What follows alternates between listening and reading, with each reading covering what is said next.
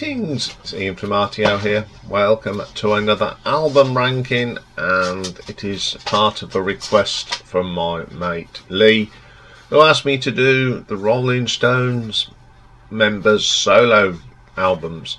And today we're going to look at guitarist Mr. Keith Richards, who's obviously been with the Stones from day one, and he's still going out there doing the business. How he found time to actually release 3 albums on his own is amazing. I think anyone that's in a band like the Rolling Stones to actually find time to release solo stuff is pretty good, especially with Keith, who's been there since the beginning. But he managed to make 3, and they're all pretty good. They're not outstanding, but there's some really good tracks on all these albums.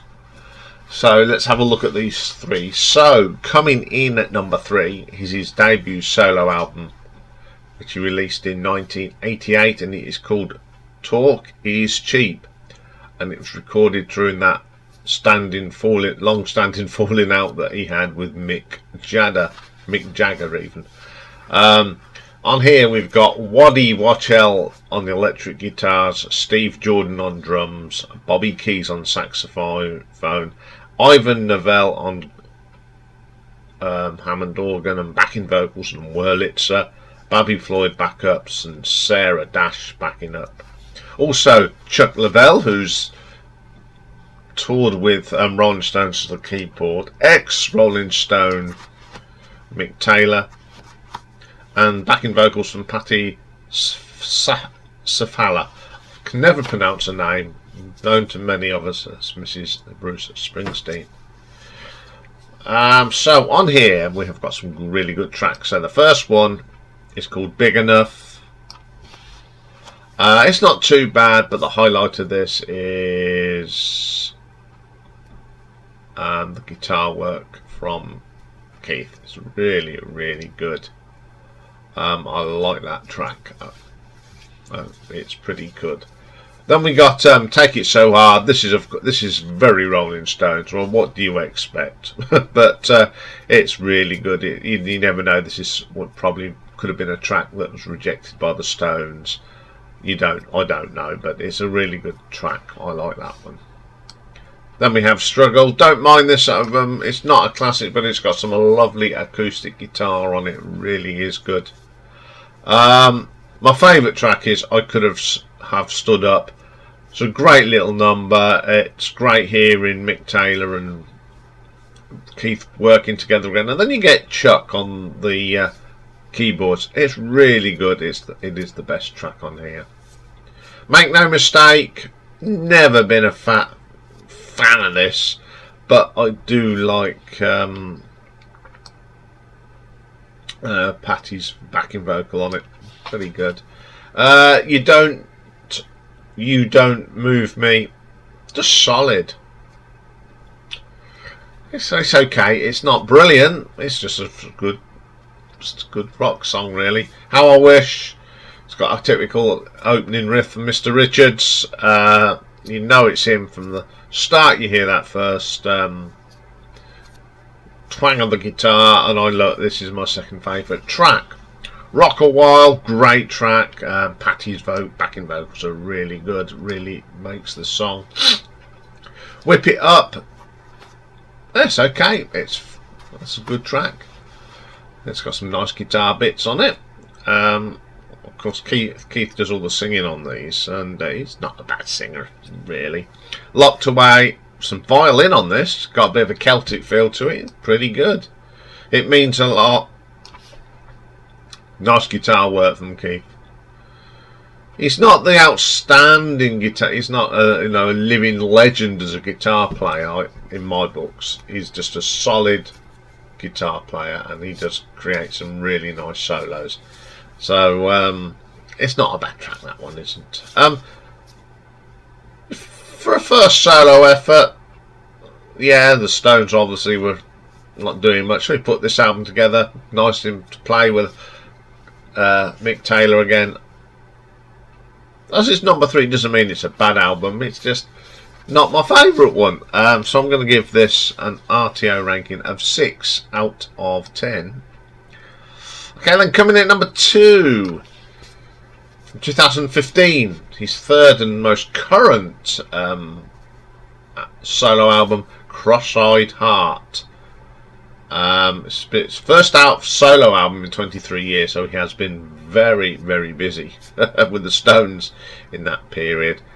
And it's amazing that it's the same band off the debut album. Waddy Watchell on guitars, Steve Jordan on the drums, Bobby Keys on saxophone, Ivan Neville on Hammond organ, Babby Floyd backing vocals, and Sarah Dash.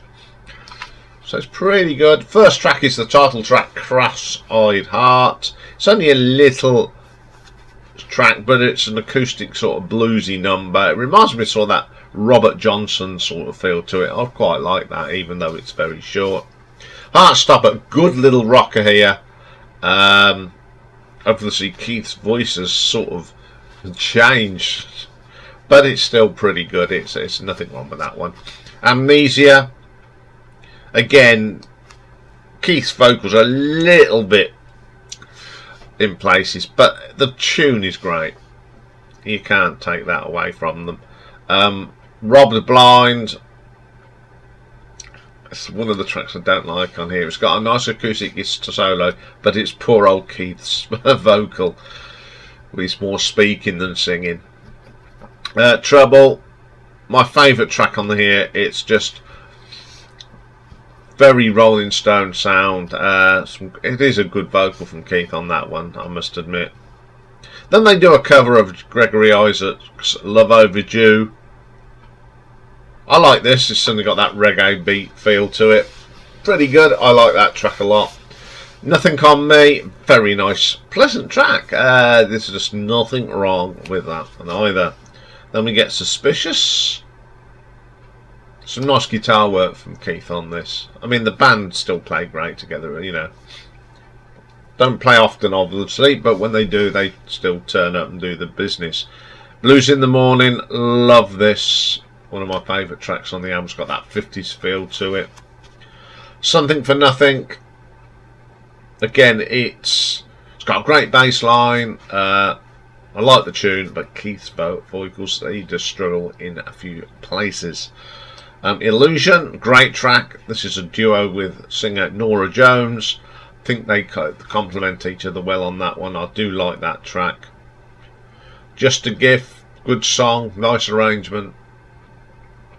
Good Night Irene, not a fan of that one.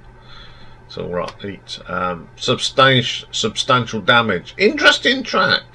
It's a word vocal from Keith that actually works, and I quite like that. And the last track is called Lover's Plea. Very nice, gentle track.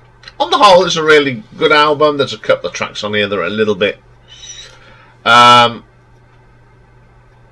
think that there's too many tracks on this, and I think the ones that I don't like are the ones that if they'd have been taken off, it would have been even a better album. But on the whole, it's an enjoyable album.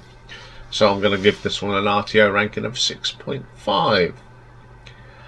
So, number 1 album is his second one that he released in 1992, and he recorded this in between Steel Wheels and Voodoo Lounge. Same people are on here. Of course, Keith doing the vocals, guitars and keyboards. Steve Jordan on the drums. Waddy Watchell on guitars.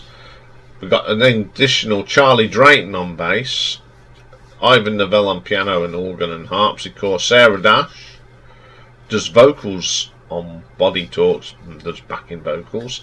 Bernard Fowler is now doing backing vocals as well. Babby Floyd is there again. And Jack Bashkow is on the woodwind. Crispin Keogh woodwind and Arno Hetchett woodwind. First track is called 999. Great tracks and great riffs on this. It's a good thing. Great vocal from Keith. I do like that one.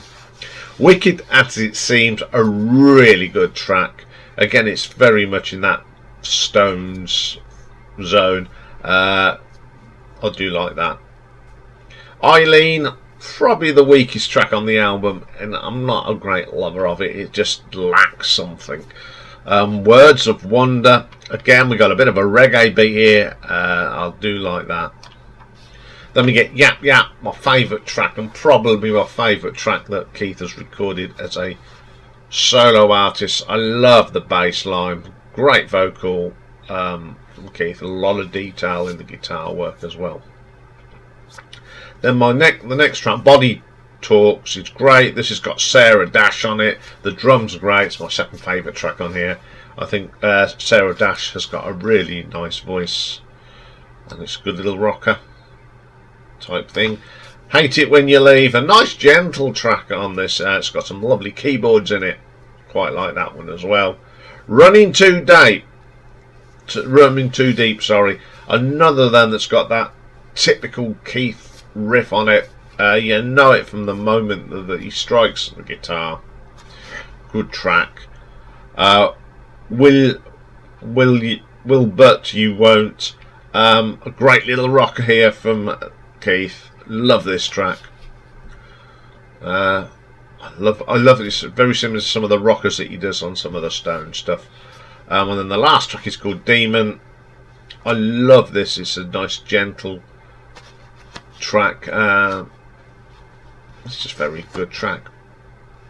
Really good album. It's my favourite. There's a couple on there that are a little off for me, but on the whole, this one out of the 3 albums, this is the most consistent for me. So I'm going to give this an RTO ranking of 7 out of 10.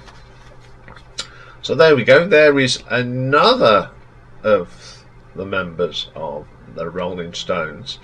So it only leaves us now to look at some stuff that Mick Taylor did and Brian Jones.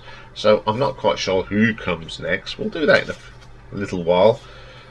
You know, they pop up now and again, so we don't get bored of it. So we're nearly done, but 3 good albums. I don't think any of the members of Rolling Stones have really released a bad album, apart from one, which we'll talk about at the end of the day.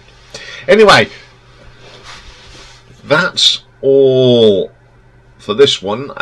We've got a retro ranking, and we've got a special one. We've got a bit of a tribute to probably the last of the crooners, who sadly passed away last month, and that was Mr. Tony Bennett. So join me for that. Bye for now.